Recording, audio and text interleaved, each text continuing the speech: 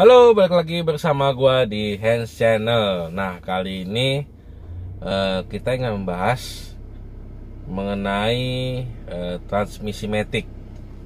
Seperti apa itu pembahasannya? Jangan lupa klik like, subscribe channel, komen serta share. Semoga informasi ini dapat membantu bagi kalian pengguna mobil matic. Langsung saja.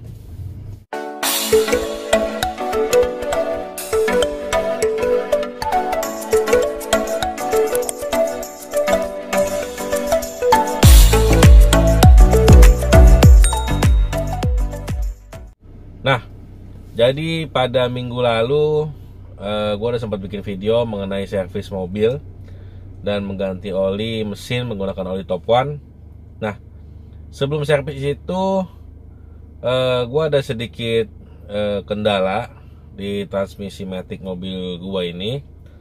Kendalanya sih nggak terlalu berarti ya, tapi mungkin kalau kita tidak lakukan penanganan, nanti itu bakal menjadi serius. Dan untuk transmisi matic ini biaya jasa bongkarnya itu sungguh sangat mahal. Jadi sebisa mungkin bagi kalian pengguna mobil dengan transmisi matic, rawatlah transmisi matic kalian ya, karena transmisi matic itu kalau gua rasa tidak terlalu tangguh, tidak setangguh mobil transmisi manual ya. Dia itu sangat rawan sekali transmisi matic. Nah, jadi mobil ras gue ini yang matic tahun 2019 ya, dan kilometernya sudah berjalan kurang lebih 23.000 ya. Nah, memang seharusnya sudah mulai ada penggantian oli transmisi matic. Jadi kalau oli transmisi matic itu kan kurang lebih di sekitar 25.000 ya. Cuman kita jangan sampai di angka itu kita harus ganti.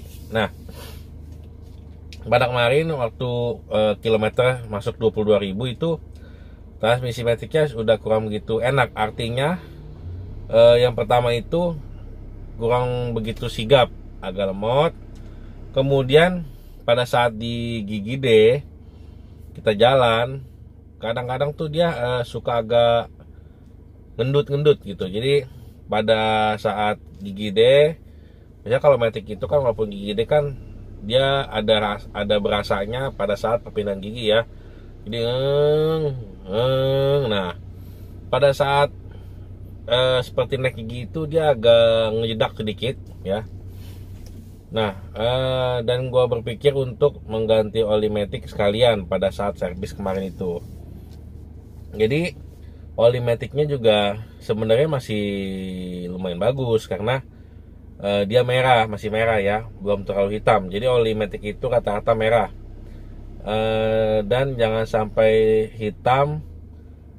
Kalau sampai hitam itu dia mesti ganti oli dengan cara di flush, artinya dengan cara apa ya, sambil dibuang oli lamanya sambil dimasukkan oli barunya. Jadi seperti kayak disirkulasi seperti itu ya. Dan itu bisa memakan kapasitas oli hingga mungkin 7 atau 8 liter kalau di flushing gitu ya. Tapi kalau kita ganti rutin setiap ya 20.000 kilo hingga 23.000 kilo lah kita ganti, itu makan olinya tuh sedikit, hanya 2,5 liter gitu. Jadi lebih baik kalian rutin ganti oli transmisi matic per 20.000 sampai 23.000, dan juga harganya nggak terlalu mahal ya. Kemarin gue pakai Castrol, oli matic Castrol itu 1 liternya kalau nggak salah kena 85.000. Dia pakai 2,5 liter gitu. Jadi mendingan kalian mesti rutin ganti oli matic. Dan juga yang nggak ketinggalan pula untuk oli gardan ya, oli gardan atau kopel belakang bagi yang mobilnya ras ya. Tapi kalau mobil penggerak depan sih nggak ada olinya setahu saya ya, cuma nggak tahu juga. Tapi untuk penggerak belakang seperti ras, Terios, Avanza, Xenia dan sejenisnya itu dia kan punya penggerak belakang, dan dia punya camshaft kopel belakang tuh ya, itu juga ada olinya, dan dia mesti ganti kurang lebih sama sekitar 20 ribuan ya. Olinya juga dia memakai oli kurang lebih 2 liter. 2 liter.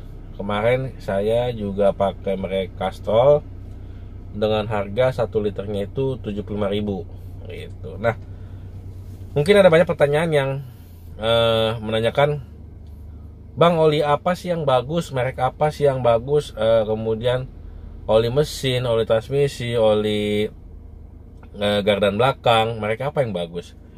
Kalau gue pribadi untuk oli ini ya, merek apapun sama bagusnya, karena pasti dengan menggunakan kandungan dan zat adiktif yang hampir mirip sama. Hanya yang perlu kita perhatikan ialah berpacu pada SAE-nya ya. SAE itu seperti standar kekentalan atau keenceran oli tersebut. Jadi biasanya tiap-tiap mobil itu kadar SAE-nya berbeda-beda. Kalian bisa baca buku manual. Contoh untuk All New Rush, dia punya kadar SAE antara 0W sampai dengan 5W ya. Itu kalian bisa pilih merek apa aja, kemudian sesuaikan dengan budget kalian gitu. Jadi kita nggak bisa patokan merek A bagus, merek B bagus, karena kadang tiap-tiap karakter seseorang untuk bawa mobil itu berbeda-beda gitu. Nah, kalau kayak gue kemarin nih, gue pakai top one yang 10W 40. Kenapa gue pilih oli dengan SAE yang 10W? Karena menurut gue, pertama mobil gue kan jarang dipakai. Kemudian juga sekali pakai itu kadang-kadang sering ngebut terus. Jadi kalau terlalu encer sih menurut gue, gimana ya, takutnya cepet encer lagi gitu. Ya pokoknya gue pakai oli yang 10W 40W sih kemarin waktu top one. Dan soft feelingnya itu enak banget. Artinya seperti ini, suara mesin halus, bener-bener halus. Pada saat jalan santai, pada saat kita bejek juga, mesinnya itu nggak terlalu seperti disiksa gitu. Kalau kemarin gue pakai oli dari TMO ya, TMO yang 5W kalau nggak salah, itu kalau udah bejek tuh suara mesin itu waduh terlalu kasar. Jadi seolah-olah mesin itu kita siksa. Nah, pas gue pakai oli ini, oli top one yang 10W 40, walaupun gue bejek juga dia suaranya masih halus, teriakan mesin nggak terlalu mengaung-ngaung ya, dan juga mobil rasanya enak, enteng, masih tetap responsif ya. Bila kita kick down dia masih tetap responsif, dan ya pokoknya so far so good sih menurut gue sih. Kemarin gue pakai oli top one yang 10W 40. Mungkin itu aja pembahasan kita kali ini mengenai oli-oli pada mobil ya, baik oli mesin, oli matic, juga oli gardan belakang ya. Merek apapun itu bagus ya. Yang penting takaran kandungan SAE-nya aja yang perlu kalian perhatikan, sesuai dengan standar mobil, sesuai dengan kebutuhan kalian, sesuaikan dengan budget kalian. Yang penting oli itu rajin kalian ganti ya. Jadi bukan seberapa bagusnya oli tersebut ya, kecuali di dunia balap ya, kita mesti tahu, perhatikan apa oli yang baik untuk mesin balap. Tapi kalau untuk mobil standar seperti itu, merek apapun sama menurut gue ya.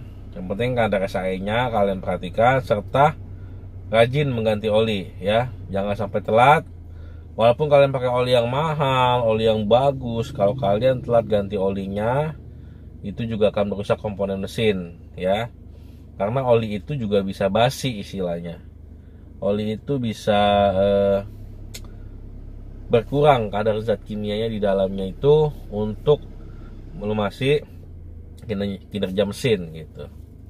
Mungkin sampai sini dulu video kita mengenai oli. Jangan lupa klik like, subscribe and channel, komen serta share Saksikan video-video lainnya yang bisa bermanfaat bagi kalian pengguna kendaraan mobil ataupun bermotor. Sampai jumpa, dadah.